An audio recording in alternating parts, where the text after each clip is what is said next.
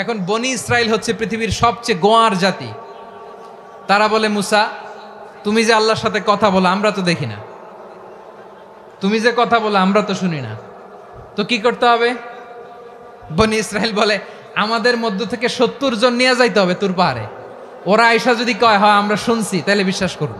কত বড় ডাকাত দেখছেন বনি ইসরাইল। এদের চেয়ে গোয়ার জাতি নাই। এত গোয়ার তুমি করেছো মুসা আলাইহিস সালামের সাথে। তুমি যে আল্লাহর সাথে কথা বলে আমরা তো দেখি, কি করব? 70 জন আমাদের বন্ধু বান্ধব যে যদি দেখে, তারা বললে ওকে আস, 70 জন আস। 70 জন নিয়ে গেল। মুসা আলাইহিস সালাম হারুন আলাইহিস সালামকে খেলাফা দিয়ে গেলেন, আল্লাহ ওনাকে নবী বানালেন। মুসা আলাইহিস সালাম বললেন, হারুন খবরদার, বনি ইসরাইলের মধ্যে তাওহীদের বাণী প্রচার করবা, ঐক্য ধরে রাখবা, বিচ্ছিন্ন হতে দিবা না। চলে গেছে। এইদিকে বনি ইসরাইলের এক দুষ্ট লোক ছিল, নাম সামিরি। কি নাম?